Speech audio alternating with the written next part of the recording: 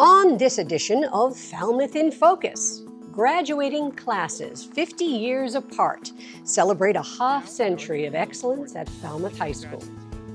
Farming Falmouth digs deep into the data to map out a better food future. And a special maritime ceremony honors the heroes of D-Day, who stormed the beaches 80 years ago. This is Falmouth in Focus, and it starts right now.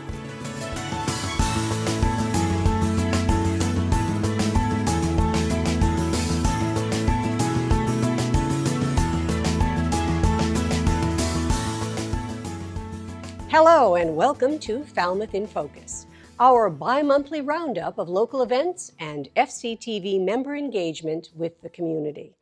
I'm Eileen Preston. Michael's still on the road, and we're going to catch up with him in just a few minutes. Well, it's June, and the bridge traffic is piling up, the weather's getting hot, and once again the graduation caps are flying through the air. Of course, every graduation is special. But this year in particular, Falmouth High School marked a historic milestone.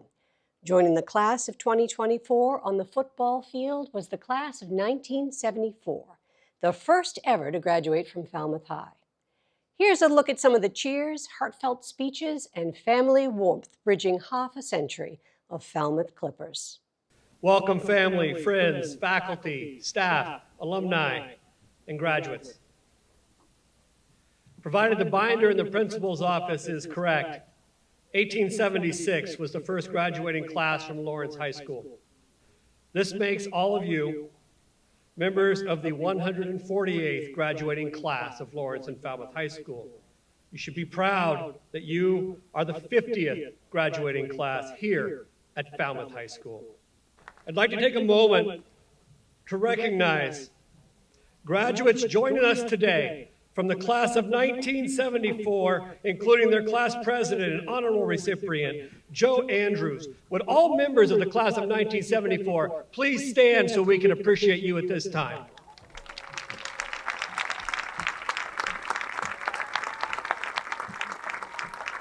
Now, and arguably most importantly, we get to graduate together, take our first step into these new beginnings we've established, and that's no small feat. Yet, here each of us stand, cap, gown, and everything in between, looking forward to about 45 minutes from now when we each turn our tassels and toss our caps to the sky, hoping they land amongst our many aspirations. And it's today, upon our culmination of one of the most fundamental chapters of our lives, that I assure you that life really is just as simple as expecting better things to come. Relationships created, found, and strengthened just over this past week will be carried on as we watch our last Cape sunsets, go to the beach, spend all night with our friends and family, work our summer jobs, and exist as students of FHS.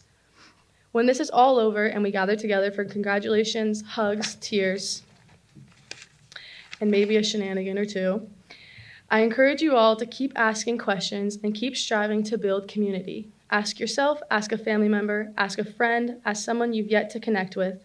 Bring these connections with you as you leave Falmouth High School and continue to seek community and connection in all areas of your life. Cherish these last minutes at FHS, cherish being a kid just a little bit longer, and allow yourself to give in to all the cheesy awkwardness and greatness of today. Thank you for all that you've given me, and congratulations, class of 2024.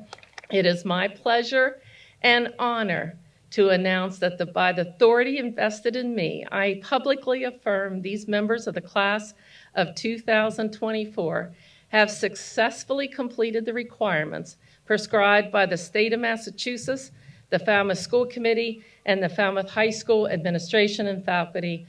Congratulations.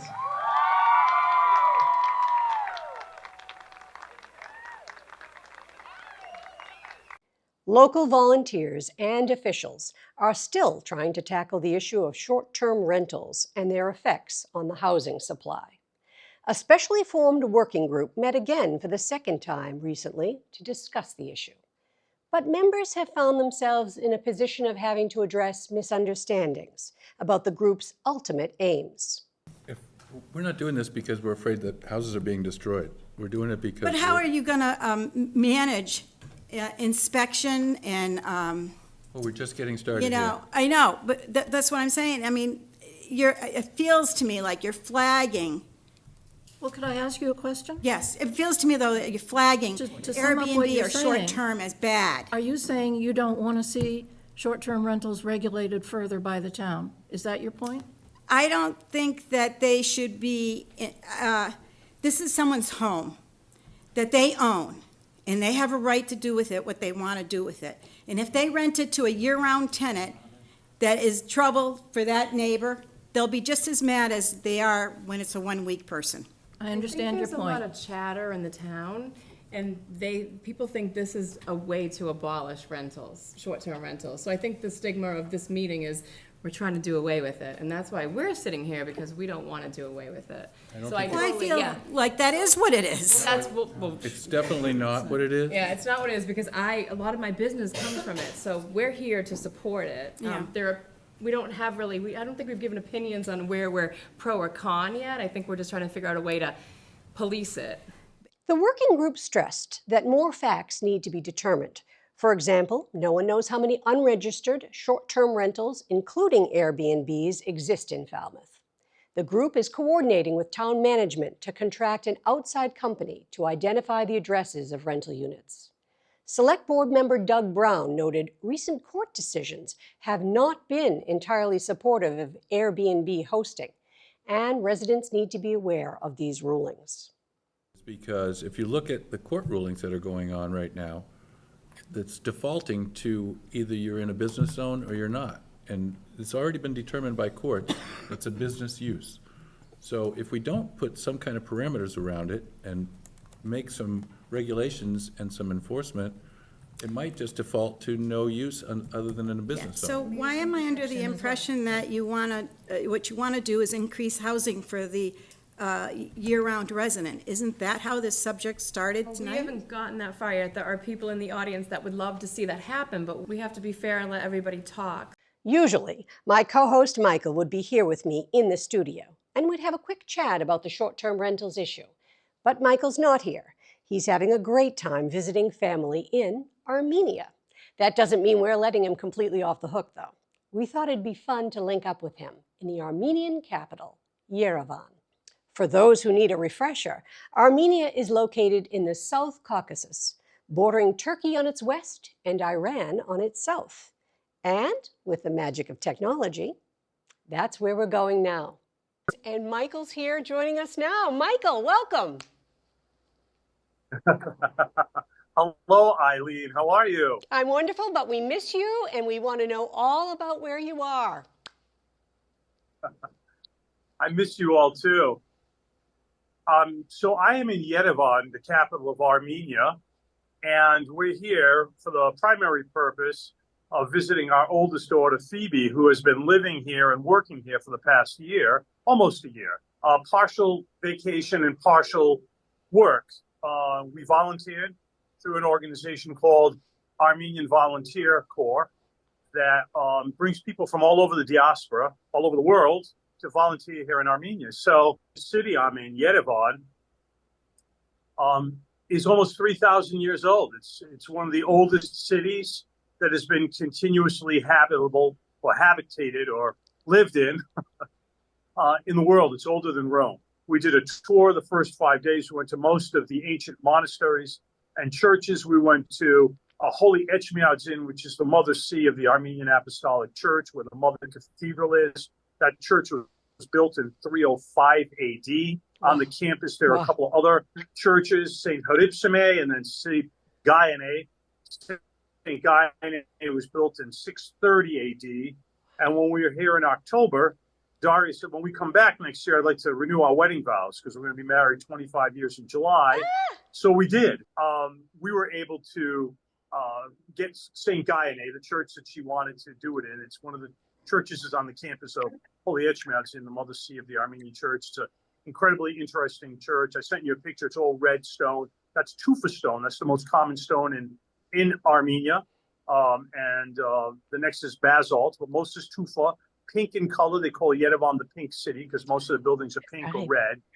And so we were able to, we had a priest that did a modified version. They don't really do wedding renewals here. So he made something he did it. We renewed our vows. We did it. And one of my best and dearest friends, Molika, brother to me, Malcolm Sarabian, In the Armenian church, we have what's called the Brother in the Cross, and that's the person that witnesses the wedding and holds a cross over the heads of the bride and the groom as they put their heads together. So as Daria and I put our heads together again for the second time, he was in that role, and his wife Nancy also was a witness, and we were fortunate our two daughters and Malcolm's two sisters and son was here too. So it was a very special time.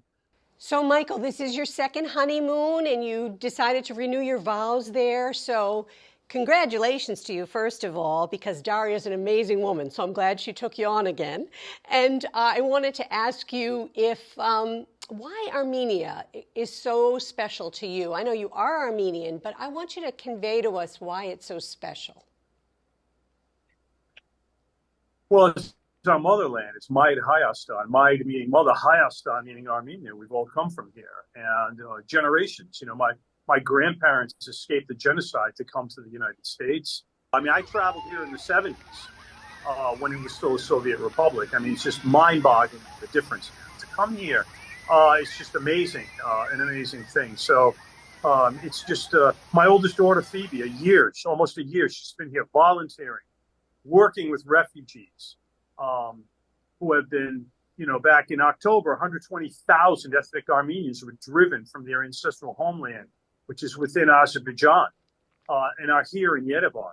I myself am working. There's the Yerevan Chamber of Commerce and Industry. I'm working with them in a group called the Knights of Vartan, an international organization, to raise money and provide mini grants to those refugees to buy equipment for their businesses. So many of them don't have what they need, like tailors don't have sewing machines, bakers don't have ovens. They have to leave everything behind. And it's similar to what we did at the Falmouth Chamber with the Falmouth EDIC during COVID, where we gave out $10,000 mini grants to local businesses to keep them going in Falmouth, of which I think we did 22 or 23 of those. So it was a considerable amount of money that went out. And then here, $3,000 US is the amount, which goes a long way because most people earn about the equivalent of $500 US here. Michael Kasparian in the Pink City, living in the pink. Congratulations. Thank you for all your efforts. Loving it. Your daughters as well. Thank you, and thanks for sharing your vacation with us. It's always fascinating to talk with you. Come back soon. We miss you. We will. Thanks, you guys. Miss you in Falmouth.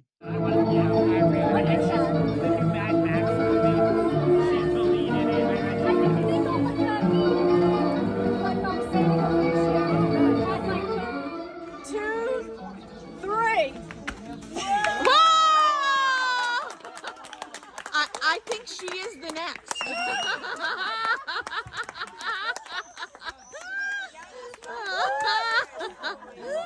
Well, it makes sense. Yes, it does.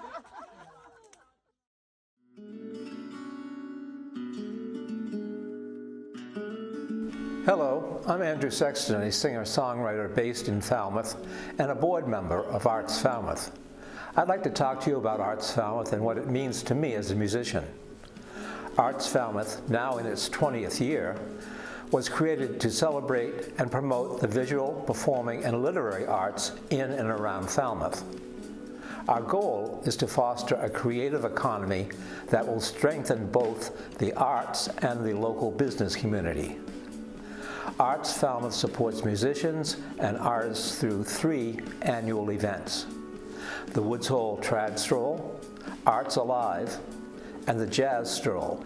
I've really enjoyed performing at both Arts Alive and the Jazz Stroll, and I'm happy to do my part to make these events so enjoyable for all.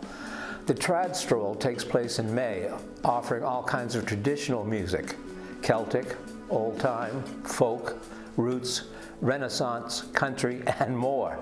It celebrates not only our musical heritage, but also the charm and vitality of the village of Woods Hole. We video much of the concert so all can watch on FCTV and YouTube. Arts Alive 2024 takes place on the Falmouth Library lawn, June 14, 15, and 16 and features an awesome craft market and lively music, theater, and dance performances, plus children's activities and much more. There's lots to see and do throughout the weekend. We plan to hold the Jazz Stroll 2024 in October in shops and restaurants along Queens Byway and Main Street in downtown Falmouth. I'd like to thank our many generous sponsors and hardworking volunteers. We couldn't do it without you. If you would like to volunteer or for more information, visit artsfalmouth.org or our Facebook page. You can also reach us at info@artsfalmouth.org. We would love to hear from you. Thank you.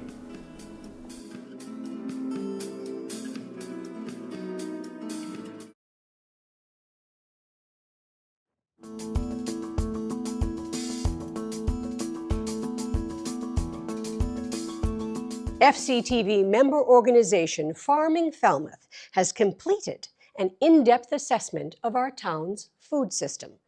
Research and compilation of data has been underway for more than 2 years.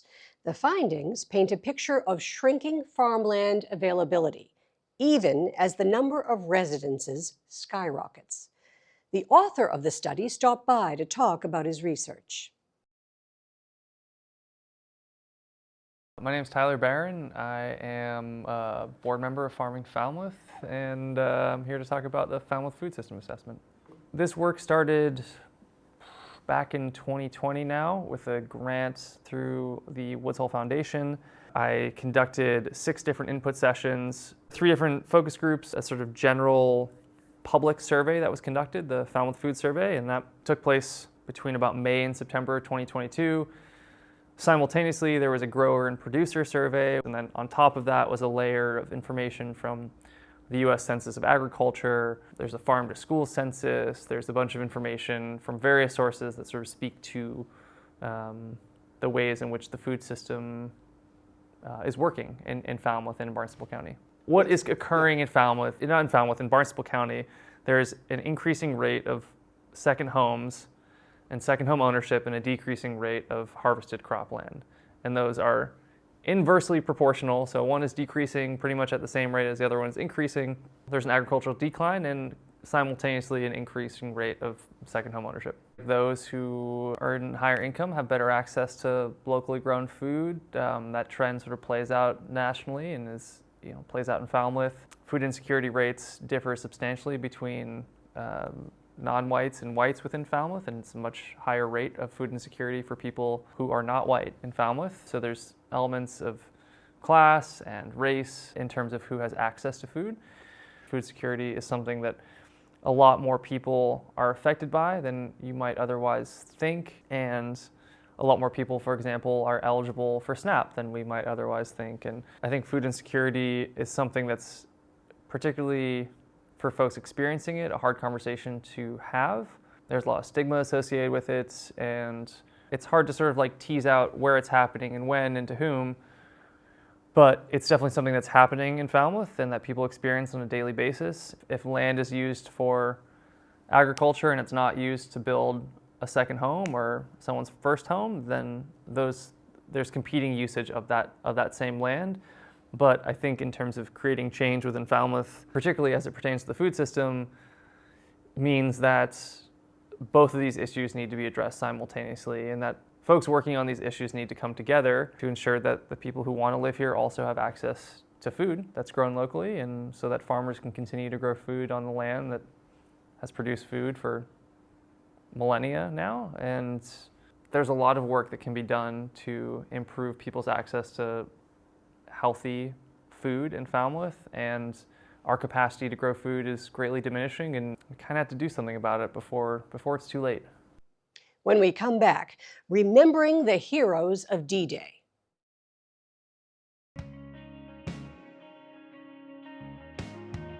Hello, I'm David Mark Welch, a member of UU Falmouth, the Unitarian Universalist Congregation for the Upper Cape. You can visit us at 840 Sandwich Road in East Falmouth on Sunday mornings at 10, or at one of our many interesting community events throughout the week. They're all listed on our website, uufalmouth.org. At UU Falmouth, we enjoy working together, turning our common values into action. We're fighting local food insecurity by donating to the Falmouth Service Center. We're supporting the Wampanoag community and their language reclamation project. We're helping the environment by renovating our meeting house to eliminate fossil fuel emissions. Meaningful Sunday services, fun activities, learning opportunities, making a difference in our community. UU Falmouth, 840 Sandwich Road, East Falmouth. For more information, visit us at uufalmouth.org.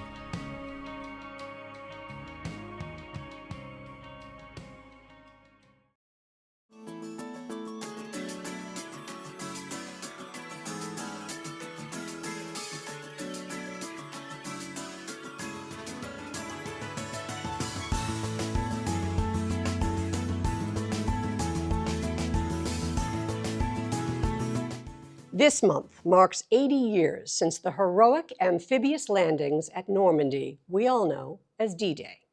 On June 6, 1944, American and Allied forces stormed the beaches under heavy fire, marking a turning point in the fight against Nazi Germany. The 1st Engineer Special Brigade, which landed 30 minutes before some of the regular troops, was formed and trained right on nearby Washburn Island, across from Minot Beach. The Cape Cod Military Museum and Wokoyet Yacht Club held a special commemoration. Here's a look. Whose broad stripes and bright stars. The significance of this building to what we're doing today is very important. This building was built in 1926 and was commandeered by the Army in 42 and 43. So if these rafters could talk, they could tell us quite a few stories. And this is Washburn back in the day. Each one of those pyramid tents has 5 men in it. The 1st Engineer Special Brigade had 7,000 men in it. So the men that trained right there landed at Utah Beach half an hour before the regular troops, and they suffered a 30% casualty rate. Seeing the scene at Omaha Beach, you realized what, to at least a small extent, what our soldiers must have felt like going there, wide open, knowing that those machine guns were facing them, seeing people, their friends, people they served with, to their right, to their left, just dying. I didn't know what to do, actually, when I was there, just trying to take all this in. And as strange as it may sound, I just grabbed some of that sand to keep from Omaha Beach and to bring it home. 10 years ago, I stood on the dock of this yacht club, and I sprinkled the ashes of my grandfather, Charles Eastman II, in Wacoit Bay, U.S. Army veteran, Norwich Academy graduate, who, when I was a young boy, we used to get on the boat and we used to land at Washburn's Island. And we would land there for adventure. We would land there to go quahogging and soft-shell clamming. I chose this year to stay home. And one of the reasons I did that, in terms of staying there versus going back for the ceremonies, was I think in many respects the front line of what they fought for is here at home right now. There are 56 countries in this coalition to stand up against the Russian aggression in the greatest threat that we've seen since World War II, since D-Day, on democracy in the Western world with the illegal and aggressive war of Russia. D-Day is a chapter. World War II is a chapter. It's a chapter in democracy and freedom, and that book continues to be written.